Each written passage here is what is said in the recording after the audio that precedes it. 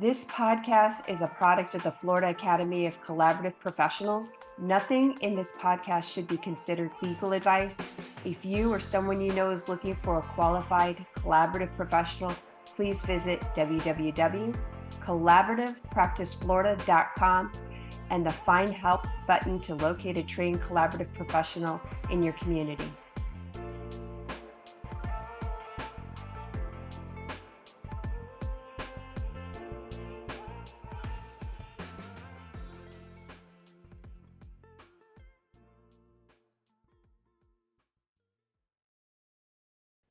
Hi, Keith Grossman. I have you described as a peace shark, and your logo with your shark in the peace sign says it also.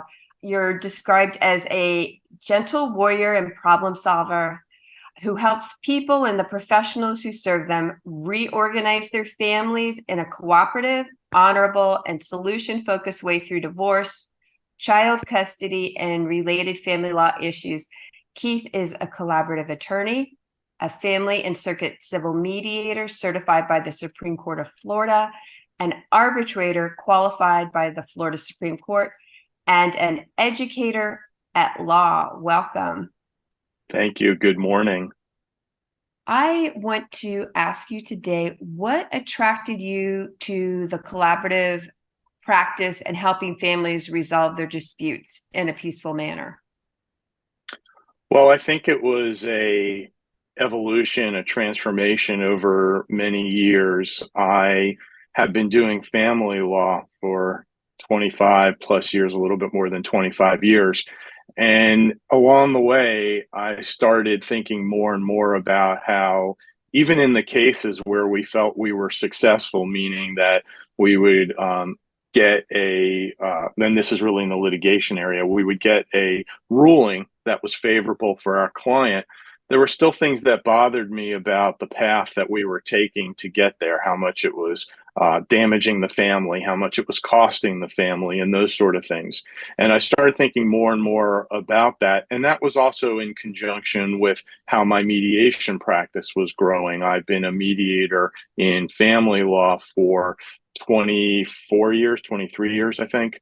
And I was not really actively working as a mediator in the early years. And then I started slowly doing some mediation and adding it in. And it was a slow growth. But as that was growing a little bit more and I was becoming a little bit more disenchanted with the just litigation process for family law cases, I started feeling there's got to be a better way. But I didn't really know what that was.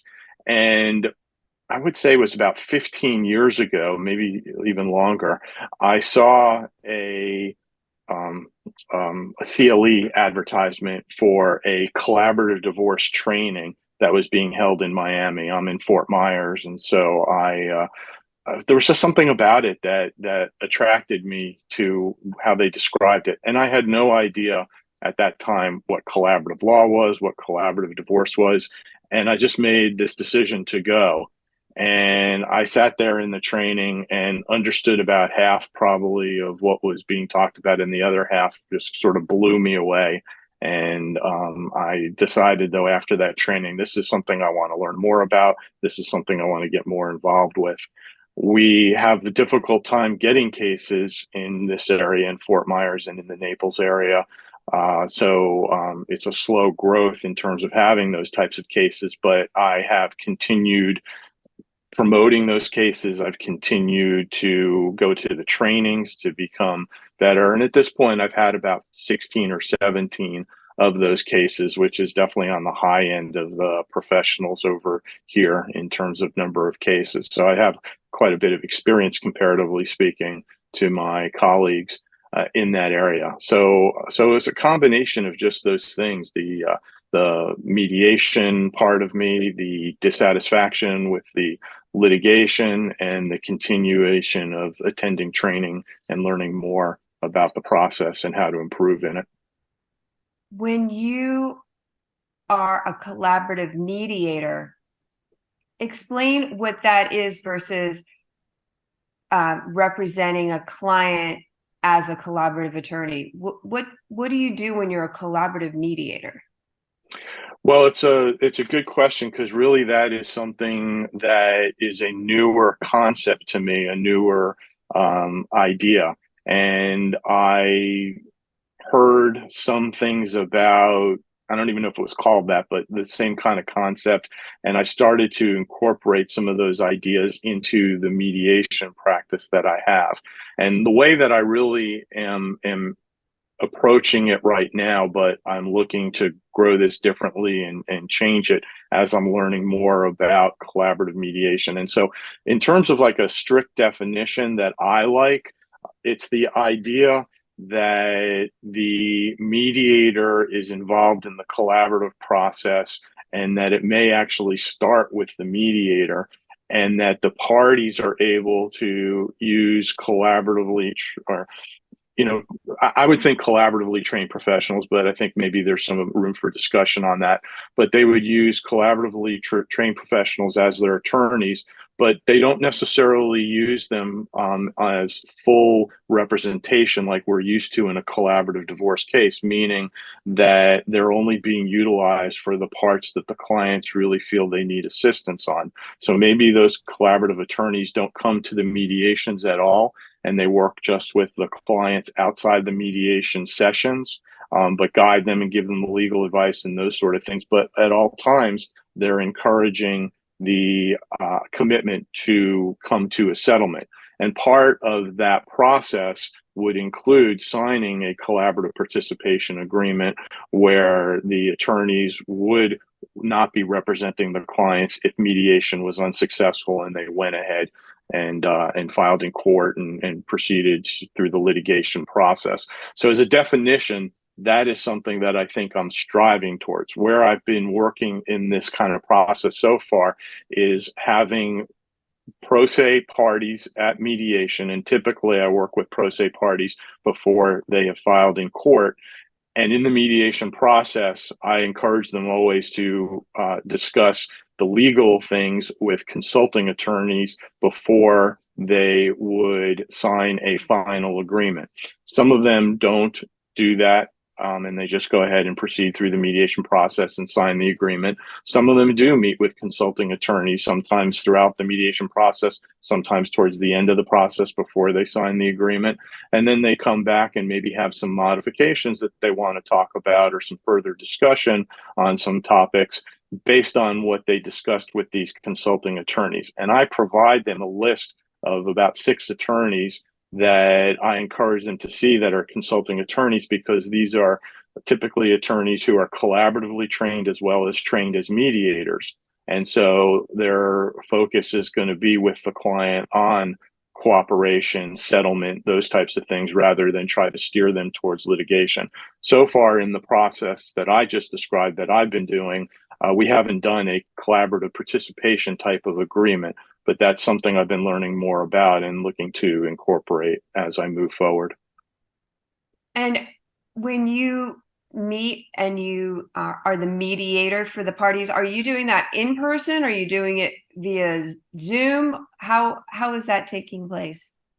So my practice now is completely online. I gave up my office space during the pandemic and decided I would see when things got more normal again, whether I needed to go back to office space. And I have not needed to do that. So I'm doing everything on Zoom and we are meeting in, sometimes they're in the same location together and I'm in my home office. But many times they're in separate locations. And so the 3 of us are meeting on Zoom and we're all 3 in separate locations. And then who is right for collaborative mediation? So if somebody listening and they're starting to go through the divorce process, how do they know if collaborative mediation is the path for them? Well, I guess I would answer the question this way in terms of my experience so far with working with the pro se parties and trying to incorporate the consulting attorney concept into it. Sometimes I have a case with pro se parties where I really think one or both of them should get legal advice ethically. I'm not allowed to do those types of things in that role. And they're not availing themselves of that. And I do have some concern about that. And so maybe being more proactive in bringing in collaborative professionals would be helpful for them. So that's one area.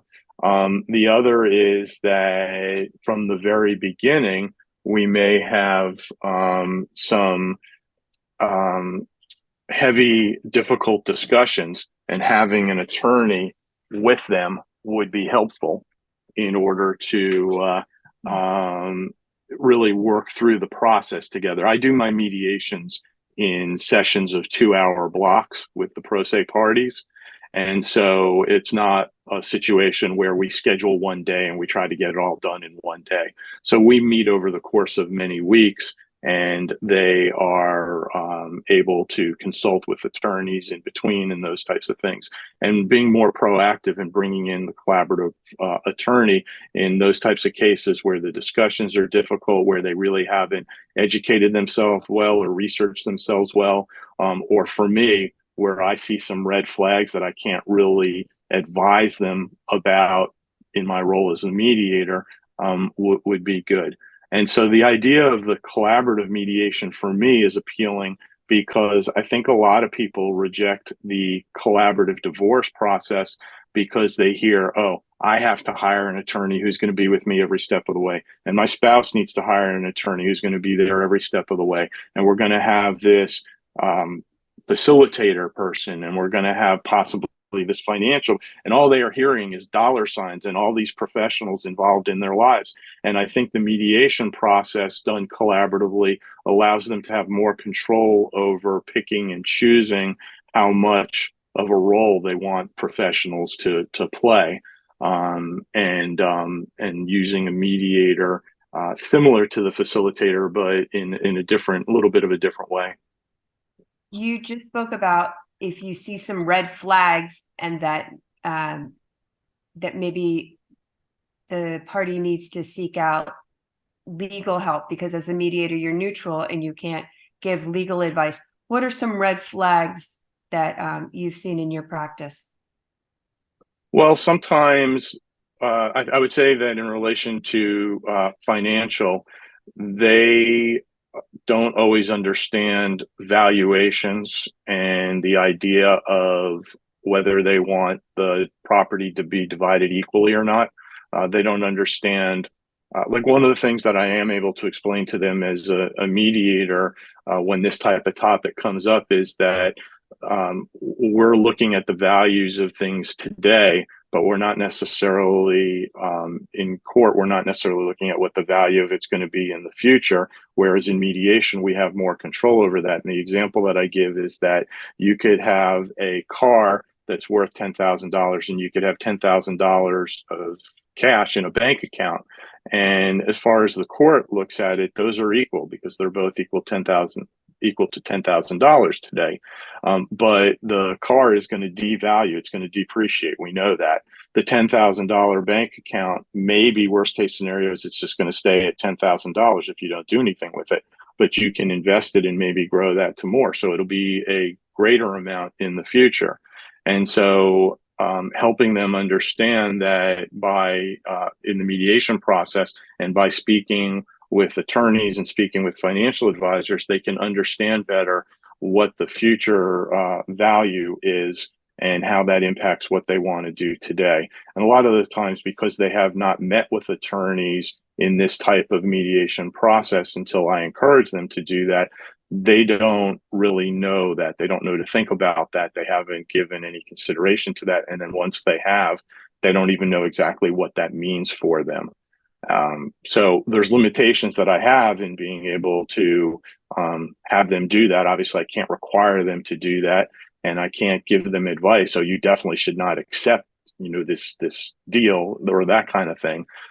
But I can help them understand the questions they should be asking themselves, and then when they start saying, "Oh, I don't know the answers to those questions," I can let them know what their options are to educate themselves.